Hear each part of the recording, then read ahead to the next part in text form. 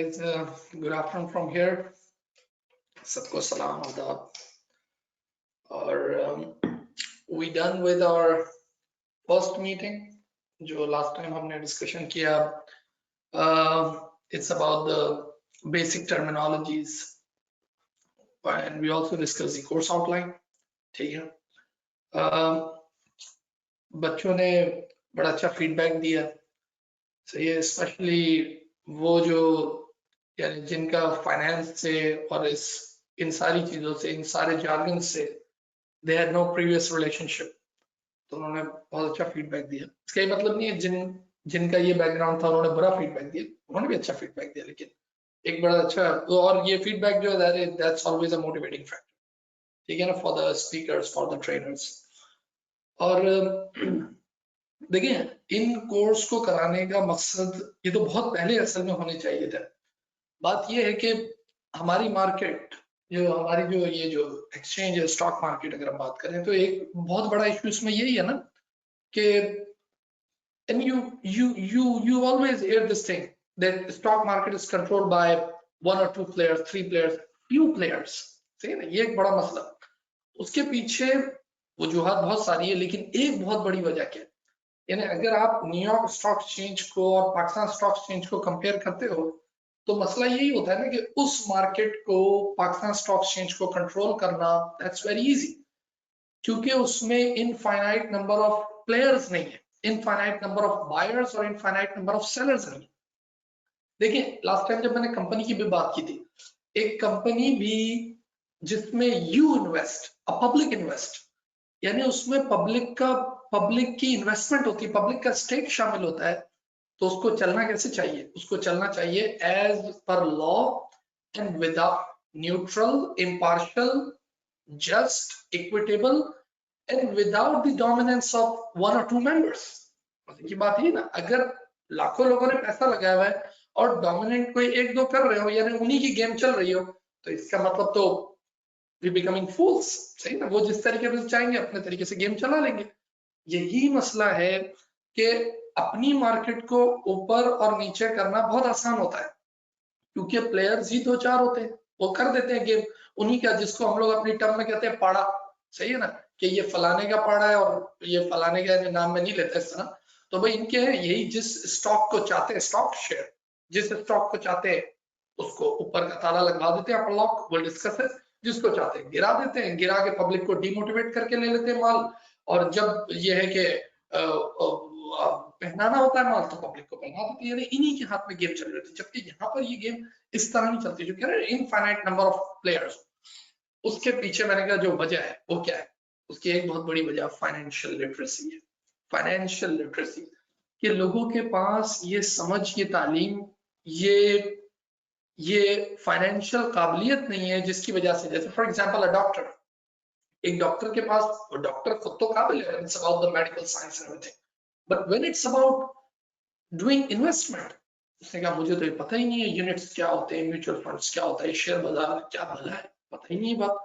जबकि पुल के इस पार अगर आप देखें तो यहाँ पर लोगों को ये समझबूझ जरा बेसिक सी, यानी जैसे बिटकॉइन, क्रिप्टो करेंसी, ये सारी चीजें, रेड टेपिज्म और ब्यूरोक्रेसी अपनी जगह है, ठीक है ना, लेकिन एक चीज के फाइनेंशियल लिटरेसी होना, तो इस कोर्स का यानी one of the major objective is to bring financial literacy, कि लोगों के पास ये फाइनेंशियल लिटरेसी आए तो ज्यादा से ज्यादा लोग आए, और वो जो इफेक्ट है ना उसका डाइल्यूट होना वो बहुत जरूरी है. लेकिन जाहिर है इस कोर्स से भी करेंगे और आगे भी और बहुत कोर्सेज होने चाहिए, maybe this will become a benchmark and people will maybe in future will launch, maybe more trainers will come in और वो काम करें. फाइनेंशियल लिटरेसी बहुत जरूरी है. मुझे अभी भी याद है, एक दफा I was flying from Singapore to Pakistan, तो जो उनका जो अखबार था, द वेरी फेमस वन, जैसे अपने यहाँ जंग और डॉन और इस तरह होता है ना, तो उसमें पता नहीं क्या नाम था उसका, फास्ट या I don't know what's the name of the newspaper, पुरानी बात होगी. उसमें उसने सबसे पहली जो न्यूज चल रही थी वो it's about the corporate governance. अब आप सोचिए कॉर्पोरेट गवर्नेंस के मुतालिक, यानी अगर जंग में या डॉन में फर्स्ट न्यूज आ जाए गवर्नेंस, और इससे लोग बोलेंगे कौन सी बातें हो रही है, यानी corporate governance is a technical jargon. Even finance के लोगों को नहीं पता होता, जब लोग पढ़ा रहे होते हैं उसको उनको नहीं पता होता कि क्या बातें हो रही है कॉर्पोरेट. वो न्यूज उस पर चल रही थी। तो आप सोचें कि इसका मतलब जब एक आम न्यूज़पेपर पे इस तरीके से खबरें चलती होंगी, और वो आम newspaper they always look at their audience, it means the audience is literate about all these stuff, all these channels है। तो एक ये बड़ा ऑब्जेक्टिव इसका। चले तो हमने लास्ट टाइम जो बात की थी वो ज़ाहिर है it was a step towards, one step towards this financial literacy. आज की जो हमारी क्लास है उसका ऑब्जेक्टिव है, इट्स वेरी इंटरेस्टिंग क्लास। आज की क्लास में कैलकुलेशन भी होगी, चाहिए ना, आज की क्लास में कैलकुलेशन भी है। आज की क्लास के बाद you will be eligible to start your own account, ठीक है। और मैंने आपसे अपनी जो वीडियो जो एडवर्टाइजमेंट की थी उसमें ही मैंने कहा था कि मैं आपको कोई शेयर रिकमेंड नहीं कर सकता, मेरा कोई ब्रोकरेज हाउस नहीं है, मेरा मेरे भाई का, हम लोग we are not the directors of the company कि हम आपको बताएं कि जी ये शेयर खरीदो जिसके पीछे हमारा कोई कट हो, या कोई ब्रोकरेज हाउस बताएं। अगर कोई मेरे मुंह से नाम निकलता भी है वो based on my personal experience है, मैं आपको ये बता दूंगा कि मेरा अकाउंट किस जगह, बस इससे, बाकी उससे ज्यादा कुछ नहीं कि और क्या होना है, ठीक है ना। तो आज के बाद आप इस पोजीशन में आ जाएंगे कि you can start your own account. आज या नेक्स्ट क्लास में भी जब हम लाइव ट्रेडिंग देख लेंगे, लेकिन आज भी आप आ सकते हो, क्योंकि अभी आपको कुछ बैड न्यूज भी सुननी है, गुड न्यूज भी है, और जाहिर है वो सीखना है तो गुड न्यूज, लेकिन फिर बैड न्यूज भी है, ठीक है। खैर लेट्स स्टार्ट। तो आज हमारी क्लास का ऑब्जेक्टिव यही है कि will talk about how to open an account, एक अकाउंट कैसे खोलना। और आज अकाउंट खोलना कितना मुश्किल है, यही बैड न्यूज है कि आज अकाउंट खोलना मुश्किल क्यों हो गया है, बहुत ज्यादा, ठीक है ना। खुल तो जाता है बट इट टेक्स टाइम, सही है। अच्छा, और हमने आज बात करनी है, will talk about some buying of shares and commission thing, कि भाई क्या कमीशन लगता है, क्या टैक्स लगता है, प्रीमियम अकाउंट क्या होते हैं, थोड़ी बहुत म्यूचुअल फंड पे भी, मनी लॉन्ड्रिंग, या जब मैं उसके प्रॉब्लम से बात करूंगा तो फिर मार्केट क्यों हॉल्ट होती है, ये सारी चीजों पे हम, क्रेडिट कैसे लेना है, मार्जिन कॉल क्या होती है, इन सब चीजों पे बात करेंगे, ठीक है ना। तो मे बी विल टॉक 1 घंटा तो हमें लग जाएगा, सही। Alright, so let's start with the first thing. Let me share my screen. Yes, opening an account. ठीक है। अच्छा, सबसे पहली बात, इस वक्त आपको पता ही है दुनिया में जो ये मनी लॉन्ड्रिंग का इशू चल रहा है, आपके सामने कोई ढकी छुपी बातें नहीं है। पाकिस्तान को भी अगर आप देखें तो एफएटीएफ ने उठा के ग्रे लिस्ट में डाल दिया, यानी धुंधली लिस्ट में डाल दिया, ठीक है ना। डिस्क्लोजर्स और इकोनॉमीज और सिस्टम्स आपस में कनेक्टेड है। फिर अगर हम छोटी सी मिसाल ले लें, जैसे मेरे लिए ये मैंडेटोरी है, लॉ है एज पर यूएस, सही ना, कि मुझे अपने पाकिस्तान की प्रॉपर्टीज, मुझे पाकिस्तान की इनकम, अगर कोई आई हैव अ पार्टनरशिप और anything which is more than 10% जिसमें मेरी होल्डिंग हो, जैसे मेरा कॉलेज है उसमें होल्डिंग वो, और मुझे अपने बैंक अकाउंट में if I have just 10,000 US dollars, सही है ना, कोई भी पाकिस्तान में कोई भी चीज, वो सारी चीजें, उसके टैक्स रिटर्न सब कुछ मुझे यहाँ पर डिस्क्लोज करना पड़ता है। तो मैं जब भी यहाँ पर जब टैक्स अपने रिटर्न फाइल करता हूँ, अभी मैंने किए, तो उसमें सारी मुझे वहां की अपनी प्रॉपर्टीज भी, अपनी कोई अगर इनकम है, रेंटल इनकम, जो टीचिंग इनकम, सब कुछ मुझे वहां की भी डिस्क्लोज यहाँ करनी होती है, ठीक है। ये मसाइल तो चल ही रहे। अच्छा, अब देखिए, अगर एक अकाउंट खोलना होता है तो अगर बिल्कुल सीधी सी बात करें तो अकाउंट खोलने के लिए क्या चाहिए, कुछ भी नहीं, you just need your NIC. तवज्जो सुने, एक आपको चाहिए आपका एनआईसी या फिर नाइकॉप, अगर पुल के इस पार रहते हैं और नाइकॉप बनाया हुआ तो नाइकॉप, एनआईसी मैंने लिख दिया, नाइकॉप कर दिया, ठीक है। आपको चाहिए, जाहिर है आप एक ब्रोकर अकाउंट खोल रहे हो, we are not talking about bank account, सही ना, हम बात कर रहे हैं ब्रोकरेज अकाउंट खोलने की, है ना। जो आप एक ब्रोकर के पास अपना इन्वेस्टमेंट अकाउंट खोलोगे, जिसमें आप शेयर अकाउंट जो खोलोगे अपना, कि जिसके अंदर फिर आपके शेयर्स जिससे आप बाय करोगे और सेल करोगे, ऐसे ही, ये कोई बैंक अकाउंट नहीं खोल रहे। लेकिन उस अकाउंट में फंड्स कैसे आएंगे, ऐसे तो नहीं आएंगे कि आपने कैश लेके चले गए कि भाई ये मेरे अकाउंट में डाल देना, नहीं, कैश लेके you go to the bank and you submit the cash in the bank, सही है ना, और बैंक से फिर you transfer it to your investment account, सही है, जो आपका शेयर अकाउंट है, जो आपका ब्रोकर के पास अकाउंट है। तो एक डॉक्यूमेंट जो आपको चाहिए वो चाहिए एनआईसी, दूसरा जो डॉक्यूमेंट चाहिए आपको वो है योर बैंक अकाउंट, आपके पास एक बैंक अकाउंट, और फिर एक दो चीजें वो कहते हैं कि आपके पास एक लैंडलाइन कोई नंबर हो इस तरह, you need to have email address, ठीक है। अब आप बोलेंगे सर ये तो बहुत आसान सी बात है, ये तो मुश्किल है ही नहीं इसमें। अब मैं आपसे एक बात बताता हूँ, देखें, एक बैंक अकाउंट खुलवाना, लेट्स गो वेरी सिंपल। अगर आपको बैंक अकाउंट खुलवाना होता है, क्या करना होता है, उसके लिए भी कुछ भी नहीं चाहिए। घर का एड्रेस हो, एक आधा बिल हो, तो बैंक अकाउंट खुल जाता है। बल्कि अगर आपको याद हो तो बैंक अकाउंट तो लोगों ने घर की नौकरानियों के नाम, हाँ, बेनामी अकाउंट कितने सबने ही किया हुआ था भाई। ये सारी चीजें भाई के नाम, बहन के नाम, या those who are not on the tax department, या जिनके पास दे डोंट हैव एनटीएन, उनके नाम पे ये सब तो चलता ही रहा, आज भी चलता ही है, सीधी बात है। अब बात ये है कि बैंक अकाउंट खोलना कितना आसान होता था, लेकिन आज अगर आप देखें तो बैंक अकाउंट खोलना भी मुश्किल हो गया। फॉर एग्जाम्पल, अगर पाकिस्तान में if you go to Standard Chartered bank, जिनके ऊपर खुद मनी लॉन्ड्रिंग के इतने इल्जाम लगे और इतनी पेनल्टीज लगी, अगर आप किसी बैंक में जाएं तो now you have to be in person, आपको जिंदा जावेद जाना पड़ता है, ठीक है ना। अगर कोई बोले कि जी आई एम बिजी, या मैं बीमार हूं,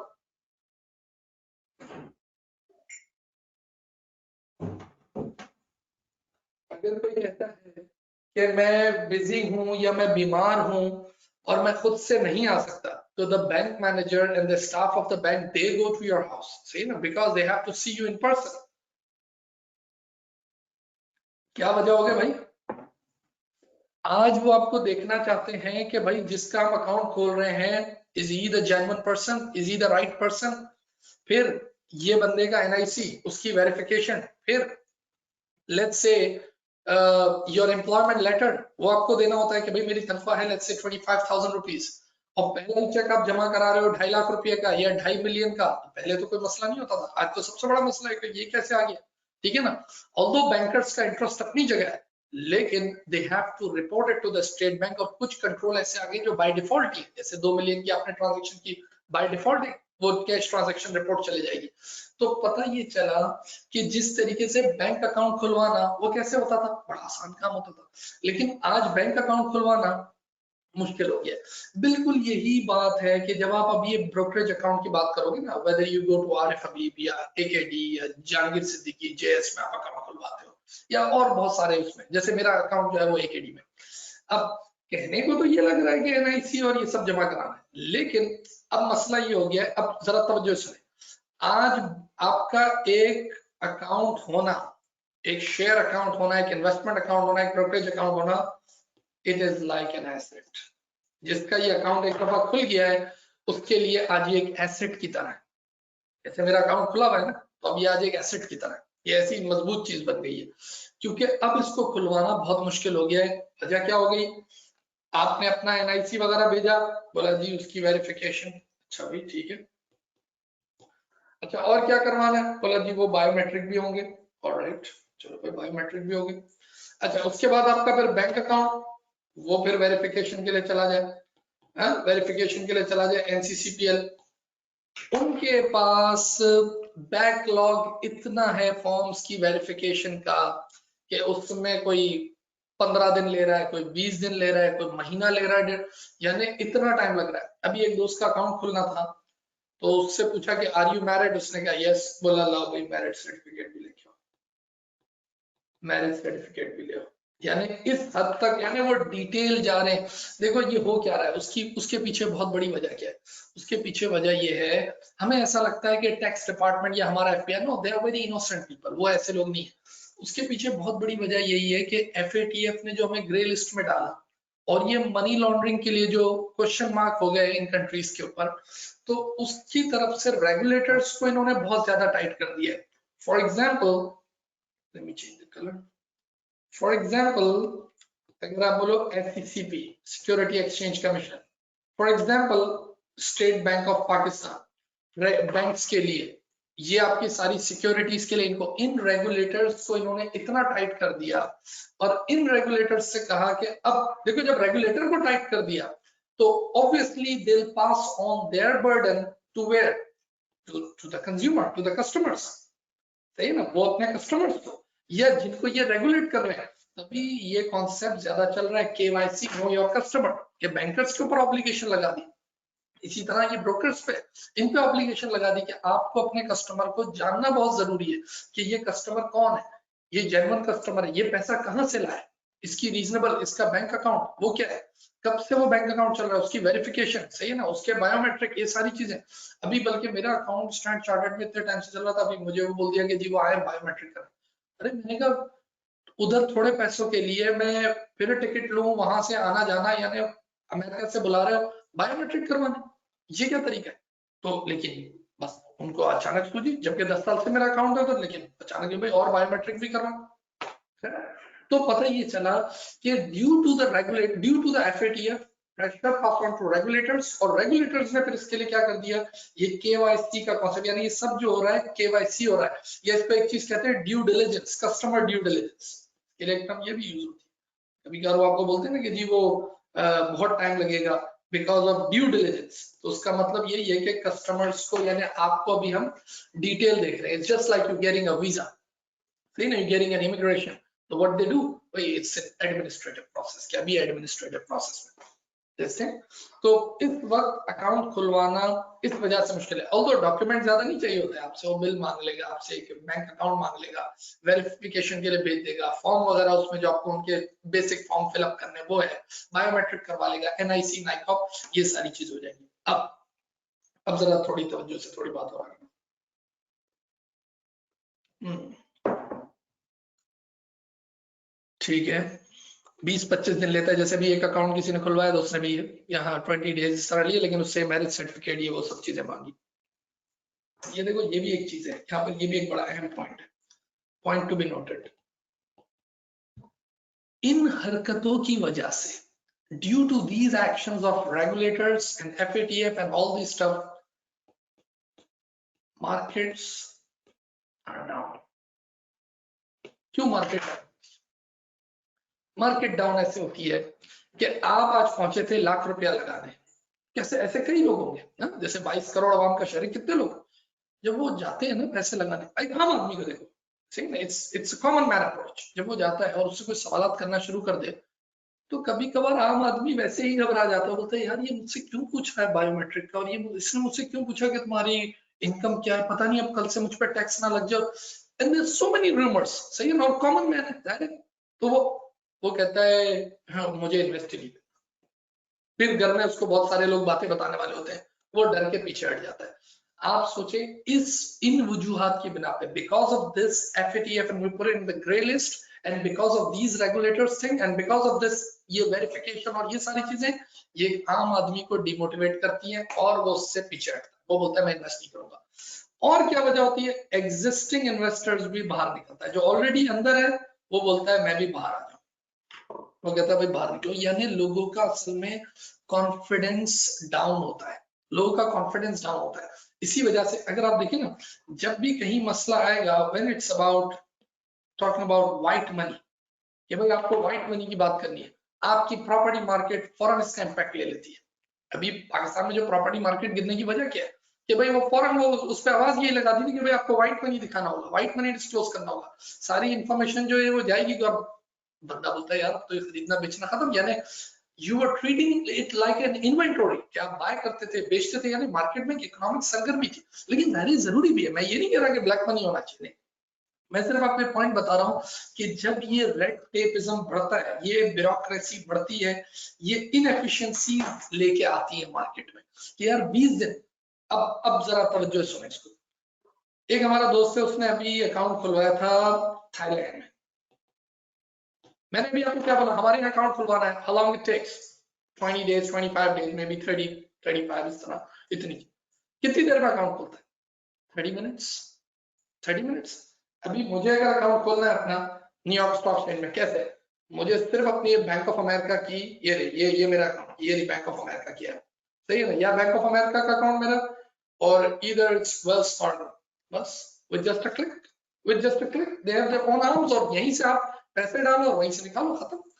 आप जरा थोड़ी देर सोचें, जब आप नेक्स्ट डे जब हम बात करेंगे, जब आप प्राइसिंग को देख रहे होगे, स्टॉक की जब आप प्राइस को देख रहे होते कि यार इस वक्त लेट्स से POL का शेयर है, पाकिस्तान ऑयल का शेयर है, लेट्स से 350 रुपये फॉर एग्जांपल, आपने कहा मुझे खरीदना है 350 रुपये, आपके पास कोई बड़ी स्ट्रॉन्ग टिप है कि यार ये आपका कोई ऐसा एनालिसिस है, कोई व्हाटएवर, आपने कहा नहीं मुझे ये शेयर खरीदना है, तो उस शेयर को ऐसे नहीं खरीद सकते, मैंने अभी आपसे कहा कि you need to open an account, सही ना, आपने कहा ठीक है मैं AKD के पास जाऊंगा अकाउंट, उसने कहा आपको पहले वो ले NIC, आप NIC लेने भागे, आप नाइकॉप लेने भागे, इसको वेरीफाई होगा, NCCPL के पास जाएगा, 20 दिन लगेंगे, फ्रैक्शन ऑफ सेकंड्स में प्राइस कहां से कहां हो जाती है, फ्रैक्शंस ऑफ सेकंड्स में।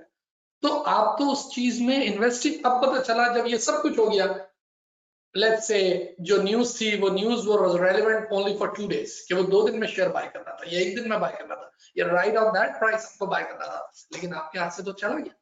तो इसीलिए जो मार्केट्स, ये जो रेगुलेशंस और ये जो रेड टेपिज्म वाला चक्कर है और ये जो इनएफिशिएंसीज है, ये असल में कुछ वीकनेस भी है ना सरकार की, कि ऑलरेडी आपके पास लोगों का डेटा नहीं था या हर बैंक अकाउंट वेरीफाइड नहीं थे। वरना होना तो ये चाहिए कि ये रहा आपका ब्रोकरेज अकाउंट और ये रहा आपका bank account with just a click. अच्छा, कभी कभार ऐसा होता है आपका अकाउंट खुला हुआ भी होता है, सही ना, आपका अकाउंट खुला हुआ है, जैसे मेरा अकाउंट खुला हुआ, मुझे बाय करना है, बड़ी राइट प्राइस है, लेकिन मेरे उस अकाउंट में पैसे ही नहीं है। अब मैंने कहा मैं क्या करूं, बैंक से ट्रांसफर करना है, सर ट्रांसफर में 2 दिन लगेंगे, क्या करूं मैं? या कोई कोरोना वायरस से बाहर नहीं जा सकते, अब क्या करें? बल्कि मैंने कुछ दिनों पहले वीडियो बनाई थी ना, कि मुझे अगर अपना चेक सबमिट करना है तो मैंने सिर्फ अपने ये बैंक अकाउंट की ऐप खोलनी है, front picture, back picture, money transfer, that's it, खत्म। ये सारी चीजें जो मार्केट्स में इनएफिशिएंसीज होंगी तो ऑब्वियसली मार्केट गिरेगी भी, लोगों का कॉन्फिडेंस भी डाउन होगा, लोग बाहर आएंगे ना उस तरीके से। तो ये मैंने कहा ना, थाईलैंड में उसने अकाउंट खोला जस्ट 30 मिनट्स, दैट्स इट। इसी तरह यूएस वगैरह इन मार्केट्स में भी ऐसे ही। ऑलराइट, थोड़ी गुफ्तगू आगे बढ़ेगी, हमने थोड़ी सी इस पे बात की, ओके। हाँ,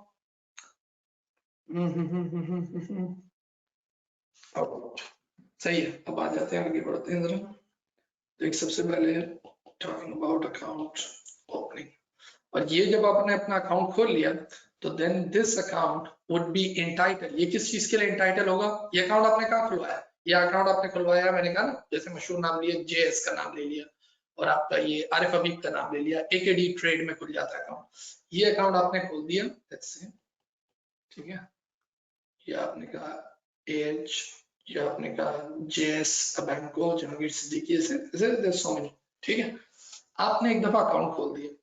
अब चक्कर ये होता है, जब आपने अकाउंट खोल दिया, ये आपका एक पोर्टफोलियो या आपका एक बॉक्स बन गया। इस बॉक्स के अंदर you need to have cash, ठीक है ना। अकाउंट कैसे खोलोगे? कोई बार्टर सिस्टम थोड़ी है कि I will provide the services and you get me the shares. ये अकाउंट के अंदर आपको कैश लाना पड़ेगा। अब वो कैश कैसे लाएंगे? अब जरा तवज्जो सुन ले। वो कैश आप लाएंगे बैंक अकाउंट से, लेकिन फॉर एग्जांपल अगर मैं अपनी बात करता हूँ एकेडी की, मुझे अभी याद है, क्योंकि अब तो मैं इतना नहीं, वो इधर आने के बाद तो बहुत कम ही देखता हूँ उसको, लेकिन ये है कि भाई मेरा और ये लोग सब थोड़े उसमें एंगेज रहते हैं, मैं थोड़ा सा, या नहीं समझेंगे, थोड़ा बाहर, ठीक है ना, इतना ज्यादा नहीं, क्योंकि एक सबसे बड़ी वजह तो टाइम जोन भी है ना, कि वो चेंज हो गया तो रात में वैसे ही बंदे की थोड़ी एनर्जी कमी होती है ऊपर तक। मैं आपको एक बड़ी इसमें एक बात बताऊं, जो मुझे वहां पर बड़ी तकलीफ होती थी इसमें, क्योंकि जैसे मेरा अकाउंट था एकेडी में, मेरा अकाउंट है एकेडी में, तो कैश मुझे सम टाइम अपने अकाउंट में लाना होता था। तो मैंने अभी आपसे कहा कि you need to have a bank account. मेरा बैंक अकाउंट था let's say Standard Chartered, Standard Chartered था, मैं समिट से भी लाता था, और ऐसे नहीं दो अकाउंट ऐसे जैसे। अब इस मेरे बैंक अकाउंट से मुझे इस अकाउंट में, so that I can by shares, इसमें लाने में मुझे 2 दिन लग जाते थे, मुझे 2 दिन लग जाते थे इसमें, ठीक है। तो जिसमें अगर मेरा अकाउंट मीजान में होता तो मैं राइट अवे एकेडी के अकाउंट में ट्रांसफर, क्योंकि आप जिस ब्रोकरेज हाउस में जाओगे वो आपको बताएगा कि we have bank account in this X bank और वाई बैंक और जेड बैंक व्हाटएवर।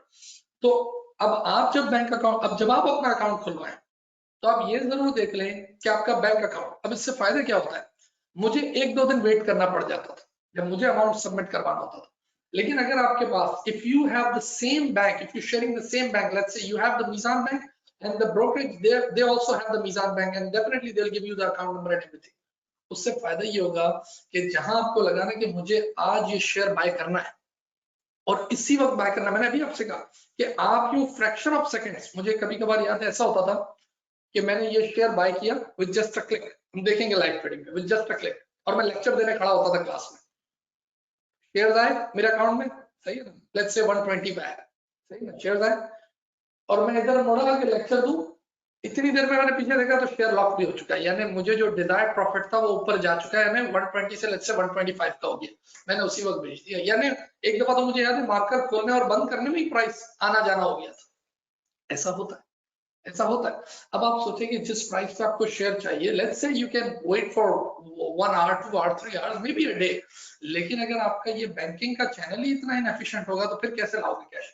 तो इस चीज को भी एक point to be noted. Okay, अच्छा अब सवाल ये है, पहले वक्त में ये होता था, और ये अब मैं आपको ऐसी अहम बात बताने जा रहा हूं कि जरा तवज्जो सुनना है, यानी ये वो चीज है कि जिसके बाद आपको ऐसा लगेगा कि आपकी सारी इन्वेस्टमेंट ही डूब गई, एकदम डूब गई भाई, अगर ये नहीं है तो सब खत्म।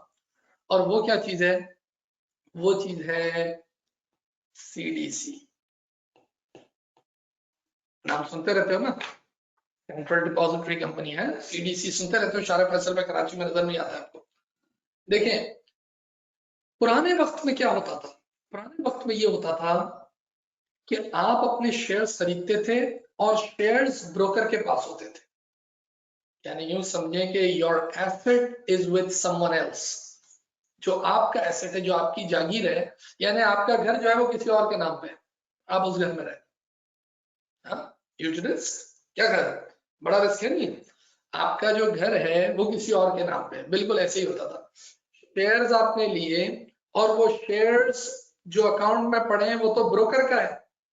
अब तवज्जो से सुनना इस बात को, ब्रोकर क्या करते थे, लेट्स से मैं ब्रोकरेज हाउस और आप सब हजरात जो है, you guys are investor, you open up account at my company, सही है ना, मेरी कंपनी मेरे हाउस में अपने अकाउंट खुलवा लिए, इस तरह खुले के एनआईसी वगैरह जो कुछ भी दिया, and now you guys are buying the shares, सही है, ये स्टॉक मार्केट से पीएसओ लिया, शेल लिया, ये सारा डब्बा पड़ा किसके पास है? I have all these shares.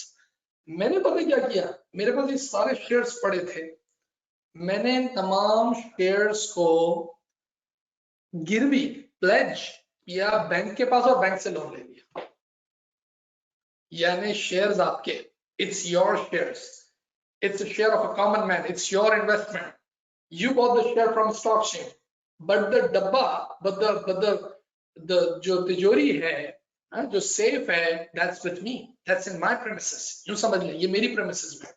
और मैंने क्या किया कि उन शेयर्स को सामने प्लेज रख के कि भाई मेरे पास इतने अरब रुपए के शेयर्स पड़े हुए हैं, मुझे बैंक जरा लोन दे देना इसके, बैंक ने लोन दे दिया तो भी कोई बुराई नहीं, सही है ना, मैं डिफॉल्ट हुआ, आपके शेयर्स गए, मैं डिफॉल्ट हुआ एज अ ब्रोकर, बैंक को मैं लोन नहीं पे कर सका, आपके जो शेयर्स मैंने प्लेज करवाए थे वो सब गॉन, बाय बाय टाटा, कोई गवर्नमेंट ऑफ पाकिस्तान कोई आपके साथ नहीं खड़ा, ये चीज हुआ करती थी।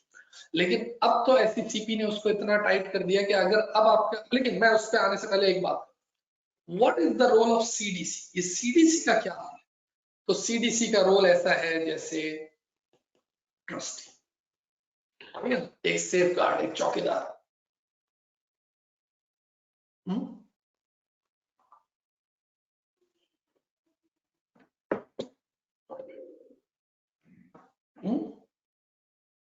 बात समझ आ रही है?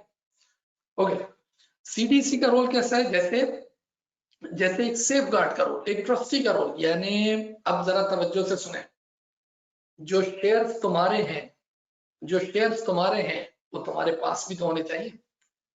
जिस तरह जब घर आपका है तो ऐसा थोड़ी होता है कि सिर्फ you staying in that house and you own it, no no no, उसके डॉक्यूमेंट्स भी फिर आपके नाम होने चाहिए, सिर्फ पावर ऑफ अटॉर्नी से काम नहीं चलेगा, बाकायदा सब लीज और सेल डीड वो भी आपके नाम होनी चाहिए। अच्छा नाम हो गई रजिस्ट्रार के पास तो उसके कागजात तो कहीं भी होने चाहिए, नहीं उसके कागजात भी आपके पास होने चाहिए, है ना। यानी सीधे लफ्जों में ये है कि हमारे मेमन में इसको कहते हैं, लेकिन मैं वो यूज नहीं कर सकता बेटा, है यानी जो आपका अपना माल है ना, it should be under your S, सही है ना, यानी आपके पास होना चाहिए सीधे लफ्जों में, सही है ना। तो मैं अभी पूरी तरह उसको नहीं बोलूंगा, तो आप समझ जाएंगे वो आपकी जेब में होना चाहिए, ठीक है। पहले ब्रोकर के पास जो शेयर्स पड़े होते थे वो उसको प्लेज कर लेता था, आज आपके पास ये सीडीसी का जो रोल आ गया, जो सीडीसी अकाउंट है आपका, तो होता ये है कि आप ब्रोकर के पास अकाउंट तो खुलवाते हो, शेयर्स तो बाय करते हो, लेकिन वो शेयर्स आप रखते किधर हो? अपने सीडीसी अकाउंट में, सीडीसी इन्वेस्टर अकाउंट में। जैसे मेरे अपने शेयर्स, अभी मेरे पास उस अकाउंट में शेयर्स तो हैं, मैंने उनको बाय डिफॉल्ट बोला है कि भाई जब मैं शेयर्स खरीदूंगा, तुम्हारे कमीशन जो कुछ भी है वो सब देने के बाद मेरे शेयर्स मेरे सीडीसी इन्वेस्टर अकाउंट में ट्रांसफर कर देना। सीडीसी इन्वेस्टर अकाउंट मेरा अकाउंट, सही है ना? यूं समझे कि मेरी जेब में, मेरा सेफ मेरी जेब में शेयर्स पड़े। वैसे आज if you don't open a CDC investor account, although I won't recommend you not to open it, do open it, सही ना? CDC investor account होना चाहिए आपका। लेकिन अगर आज SCCP ने इतना टाइट कर दिया है कि आज ब्रोकरेज हाउस भी सेफ है, लेकिन मुझे याद आ रहा है, मुझे नाम याद नहीं है, लेकिन 3-4-5 साल पुरानी बात मुझे याद है कि एक जगह इस तरह भी डिफॉल्ट हुआ था एक ब्रोकरेज हाउस, या डिफॉल्ट होने के करीब था, क्योंकि मेरे कुछ कजन वगैरह के थे, मुझे याद है, और उनके लिए मुश्किल हो गई थी। उनको ऐसा लग रहा था कि उनके अपना यानी वो हाउस ही बैठ जाएगा, और हाउस बैठ गया तो आपके शेयर्स गए।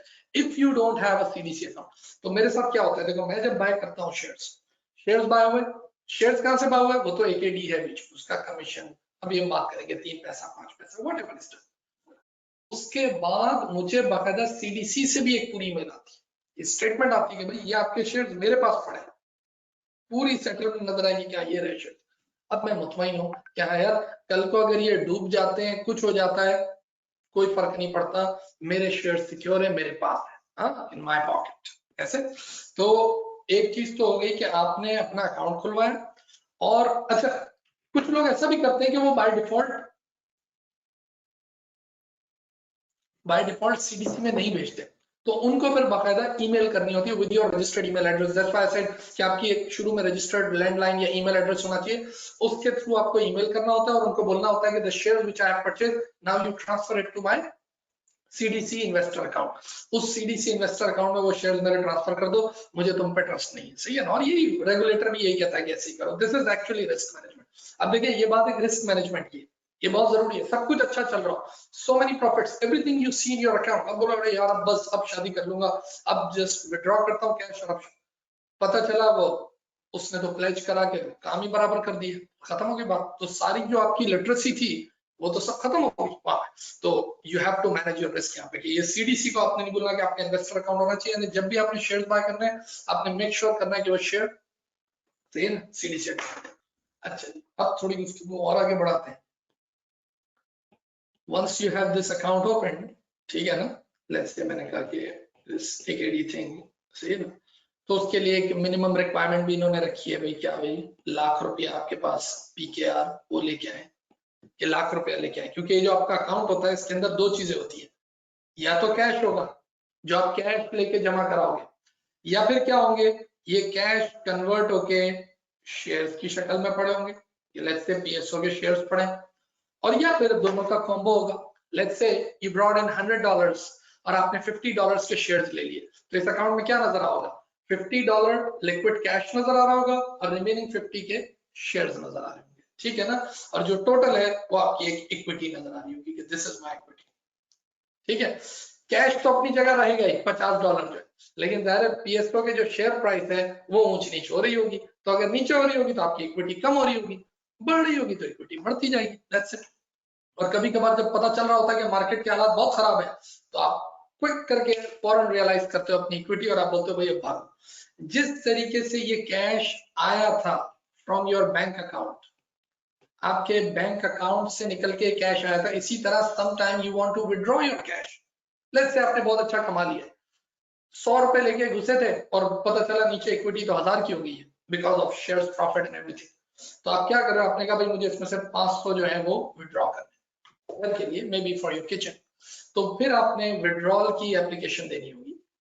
उसमें भी वही होता है कि अगर आपके सेम बैंक अकाउंट हो तो क्विक एक वो ट्रांसफर हो जाते हैं, अदरवाइज फिर वो रिक्वेस्ट भेजो और ये वो और कॉल करो। मुझे याद है कि मेरा प्रोसेस जो था थोड़ा इनएफिशिएंट था। एनीवे, तो यहाँ पर एक बात समझ आ गई कि अकाउंट ही अच्छा है। इसी तरह ये जैसे कहते हैं कि 1 लाख से अकाउंट खुले, अभी मुझे ऐसे लगता है कि 1 लाख ही है, but then you have to maintain at least 5000, कि अगर कभी भी आपके ऐसे गिर भी रहे हो तो ये कहते हैं भाई 5,000, ये just same like bank account के भाई इतनी मिनिमम रिक्वायरमेंट है, ये आपको रखनी होगी। Alright, let's proceed.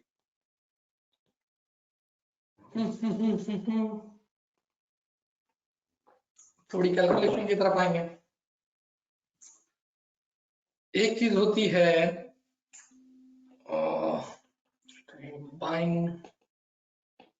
Buying a share, ठीक है ना। Today is let's say Tuesday for example, है नहीं लेकिन आज ट्यूसडे, आज आपने कुछ शेयर्स बाय किए, शेयर्स बाय किए आपने, लेट्स से 100 शेयर्स बाय, ठीक है, 100 शेयर्स ऑफ FFBL, ये मैं इसको बोलूंगा फौजी फर्टिलाइजर बिन कासिम, सही है ना। FFBL बड़ा मेरा फेवरेट शेयर है, फौजी फर्टिलाइजर बिन कासिम। अब मैंने ये बोल दिया कि मेरा फेवरेट शेयर है तो इसका मतलब नहीं आप जाके बाय कर लेनी, इसमें लॉस भी मुझे बहुत हुआ है, कोई नहीं, बस ये कि डिविडेंड अच्छा आ जाता था, तो मैंने आपको लास्ट टाइम भी कहा था, सही। अच्छा, आपने 100 शेयर्स बाय किए, कर लिए। एक होता है सेम डे ट्रेडिंग, आपने उसी दिन लिए, यानी इसीलिए मैंने लिखा Tuesday, and the same day you sold it, जिस दिन खरीदे थे उसी दिन आपने बेच दिए, एक तो ये होता है। दूसरा क्या हुआ कि आपने खरीदे ट्यूसडे को and you sold it on Wednesday, Thursday, any other day, यानी अदर देन ट्यूसडे, हम कर देते हैं let's say it's Thursday, Thursday को आपने बेचा। अब आप ये बात सुन लें, जब भी आप शेयर्स खरीदते हैं या जब भी आप बेचते हैं शेयर्स, भाई जिस तरह बैंक अकाउंट होता है, तो बैंक ने कोई ऐसे तो नहीं किया हुआ ना कि कोई आश्रम खोल रखा है कि anybody come get the loan और whoever wants to deposit the money, यहाँ पर पैसे रखो, we'll be your steward, और रखवाले होंगे हम, आपके कस्टोडियन होंगे, नहीं। Bank has to earn, bank की फीस होती है, इंटरेस्ट चार्जेस होते हैं, डेबिट कार्ड की फीस होती है, बिल्कुल ऐसे ही ब्रोकरेज हाउस है, इनकी भी तो फीस होगी। ऐसे थोड़ी कि इन्होंने फन के लिए खोल रखा है, लोग आए अपने शेयर्स खरीदे, यहाँ से बेचे खरीदा करें, हम बस ऐसे देखते रहेंगे, हम शौकिया जो है ना ये काम करें। इनकी जो सोर्स ऑफ इनकम है वो क्या है, इनकी सोर्स ऑफ इनकम है कमीशन। जब भी आप शेयर्स खरीदोगे या शेयर्स बेचोगे, commission. Act like an agent, act like an agent, just like property brokers. आपने जहां प्रॉपर्टी बेची या प्रॉपर्टी खरीदी, ब्रोकर को कमीशन मिलेगा, आपको फायदा हो या लॉस हो। इसीलिए आप देखें यहाँ पर एक इल्मी नुकता है, शेयर है 100 रुपए का, आपने ब्रोकर को बोला, अपने ट्रेडर को बोला खरीद लो, उसकी ज्यादातर आवाज क्या होगी, खरीद लो, क्योंकि आप अच्छा शेयर लो या बुरा शेयर लो, कमीशन ऐसा कम, उसको तो कमीशन मिलेगा, ठीक है ना। कमीशन के क्या रेट होते हैं बात करते हैं। इसी तरह आप कभी भी उसको बोलेंगे क्या मैं शेयर बेच दूं, बेच दो, बोले इससे अच्छी बात ही क्या होगी। जैसे आप कभी प्रॉपर्टी एजेंट से मिले तो वो अमूमन आपको मोटिवेट कर रहा होता है, व्हेन यू हैव मनी आपको मोटिवेट करता है, यार it's a buying time, it's a buying time, just buy buy. When you buy it you have to pay commission, और जो सामने वाला बंदा सेल कर रहा है वो भी इसको कमीशन देगा। इसी तरह कभी आप बोलो यार प्रॉपर्टी, वो आपको बोलेगा यार ये तो सेलिंग टाइम है, बेचो यार इसको, बेचो, कोई नई प्रॉपर्टी दिला दो, क्योंकि this is called transaction cost, ये तो होती है। बिल्कुल यहाँ पर भी ऐसा है कि आपको उस ब्रोकरेज हाउस को कमीशन देना होगा, ठीक है ना। जब भी whenever you buy, अच्छा ऐसा नहीं कि जाके देना होगा, वो जो आपका कैश होता है उसी में से डिडक्ट हो जाता है, माइनस प्लस, सही है ना। कमीशन देना पड़ेगा, जब ट्यूसडे को बाय करोगे you will have to pay commission, and when you are selling on Thursday तब भी आपको कमीशन देना पड़ेगा, ठीक है, तब भी आपको कमीशन देना पड़ेगा, बात सही है। लेकिन मजे की बात ये, यानी 2 दफा कमीशन देना पड़ेगा। लेकिन अगर आपने सेम डे ट्रेडिंग की, सेम डे ट्रेडिंग का मतलब ये है कि जब आपने ट्यूसडे को ही खरीदा और उसी दिन बेच दिया, सुबह 9 बजे मार्केट खुली, 9 सवा 9 बजे इस तरह पूरी मार्केट खुली, 9:30 पे एक्टिव मार्केट हुई, आपने शेयर खरीद लिए, और 3:30 या 4 बजे कितने बजे बंद होती है उससे पहले पहले आपने शेयर्स चिपका भी दिए, बेच दिए। प्रॉफिट में बेचे लॉस में आई डोंट नो, लेकिन अगर आपने बेच दिए हैं तो जस्ट वन साइड कमीशन, बात समझ आ गई। If you are dealing in 2 days, let's say आज आपने खरीदे, नेक्स्ट डे बेचोगे, 2 times commission. Same day trading करोगे, just one side commission, okay. अच्छा, अब कमीशन की फिगर क्या होती है वो भी देख लें भाई, कमीशन कितना होता है, क्योंकि ये भी आपको पता होना चाहिए। पता चला आपने जैसे मिसाल के तौर पे मेरी एक प्रॉपर्टी है and I call the broker that I want to, I'm looking for a tenant, मुझे उसको रेंट आउट करनी है।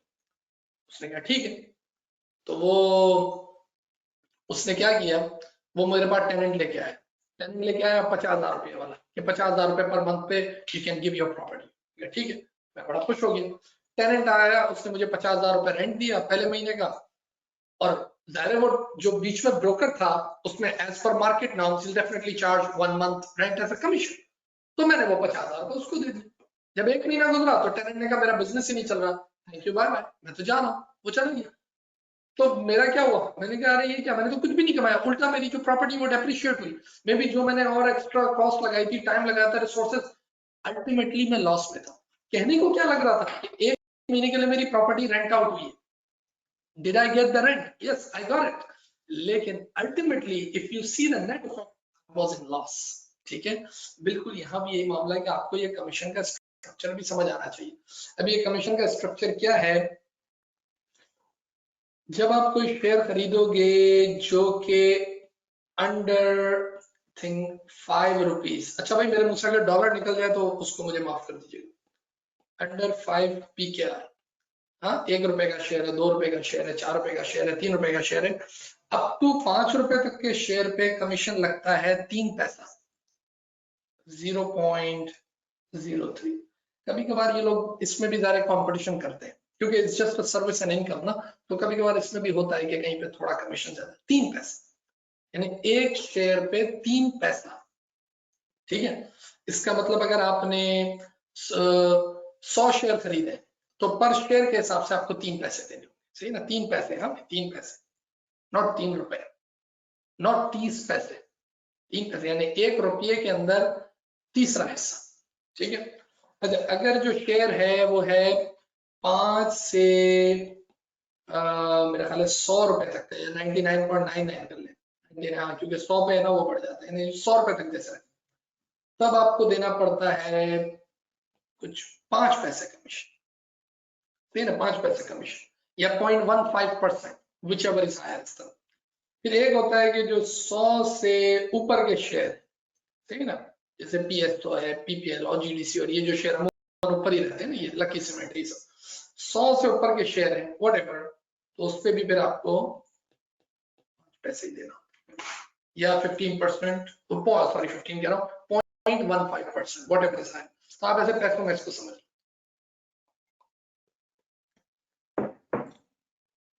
समझिए भाई।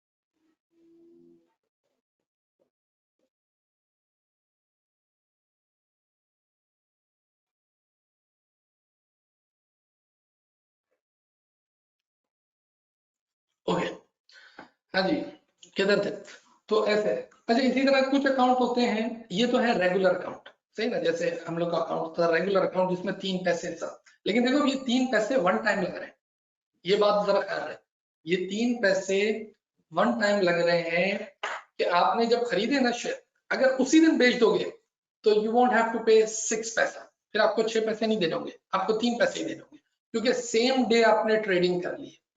लेकिन अगर आपने ट्यूसडे को खरीदा और वेडनेसडे को बेचा तो फिर आपका कमीशन 6 पैसे हो जाएगा, क्योंकि 3 पैसे एट टाइम ऑफ बाइंग और 3 पैसे जो है वो एट टाइम ऑफ सेलिंग। ठीक है ना, इसी तरह 5 पैसे या व्हाटएवर। अच्छा एक अकाउंट होता है जिसको हम प्रीमियम अकाउंट भी कहते हैं, सर आप वो अकाउंट तो खुलवाना नहीं, लेकिन ये कि लोग खुलवाते भी हैं, डिपेंड्स अपॉन योर मसरूफियात। कभी कभार ऐसा होता है कि आप अपने ट्रेडर को कॉल कर देते हो, सही है ना, आप अपने ट्रेडर को कॉल कर देते हो, मुझे याद है शायद मैं अपने भाई के लिए कॉल करता था, भाई के अकाउंट के लिए और कजन के अकाउंट के लिए कभी कॉल भी कर देते थे, तो ट्रेडर भी सर्विस दे देता था हमें रेगुलर अकाउंट में, बल्कि उसने दिए। लेकिन अमूमन ऐसे अकाउंट को कहते हैं प्रीमियम अकाउंट। प्रीमियम अकाउंट वो होता है कि भाई आप जिसमें ट्रेडर आपको सर्विस दे रहा होता है, कि आपके पास इतना भी टाइम नहीं कि आप ऐप और ये सब चीजें देखो, तो आप उसको कॉल करके बोल देते हो खरीद ले भाई, या SMS कर दिया आपने कि वॉइस नोट भेज दिया मेरे लिए इतने पैसे, ये मेरे अकाउंट में शेयर खरीदो, वो आपको जब सर्विस दे रहा होता है तो फिर उसके चार्जेस अलग है। तो जैसे 3 पैसा है ना, तो वो आई थिंक 5 या 8 पैसा हो जाता है पैसा, हाँ वो भी। फिर इस तरह 10 पैसा और 12 पैसा हो रहा है, समथिंग, ठीक है ना। खैर, अच्छा, इसका मतलब ये हुआ कि अगर आपने एक शेयर खरीदा है जो कि 100 रुपये का है, 100 रुपये का शेयर है, आपने ट्यूसडे को बाय किया और आपने वेडनेसडे को पता कितने में बेच दिया, आपने 100 रुपया 10 पैसे में बेच दिया, तो इसका मतलब आपको कुछ भी नहीं मिला, आपको कुछ भी नहीं मिला, क्योंकि ब्रोकरेज कमीशन में चले गए। अच्छा, अब आप एक सवाल करेंगे, क्या सिर्फ कमीशन ही लगता है या और कोई कॉस्ट भी होती है? और भी कॉस्ट होती है। वो कॉस्ट क्या होती है वो जरा सुन लें तवज्जो से। एक मिनट में बताता हूँ, इसको बताते हैं। एक तो आपने कहा कि भाई कमीशन, कमीशन तो लगेगा व्हेन यू आर बाइंग और सेलिंग, सही ना। दूसरी चीज लगेगी सेल्स टैक्स। सिंध का सेल टैक्स नहीं लगेगा, 14% ऑफ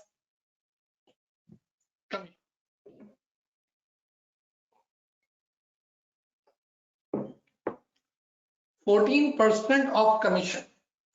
अब जरा तवज्जो से, बहुत ज्यादा नहीं बनते पैसे, लेकिन फिर भी पता तो होनी चाहिए ना कि कितने बनते, क्योंकि जब आप लाखों शेयर खरीदोगे तो वहां भी कमीशन कितना था एक शेयर पे। लेट्स से आपने 100 रुपये वाला शेयर लिया तो कमीशन वाज 5 पैसा, 5।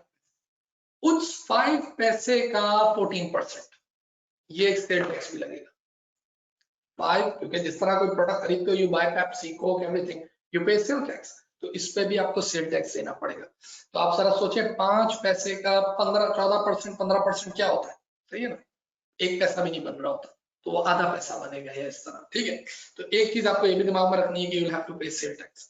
फिर एक होता है कुछ सीवीटी करके, कैपिटल वैल्यू टैक्स, वो होता है कुछ 0.1% of what ever the value you bought, सही ना, जो भी आपने बाइंग की है उसका 0.01%, 0.01% उसका आपको देना होता है, यानी वो भी बहुत बहुत माइनर, वो बहुत माइनर।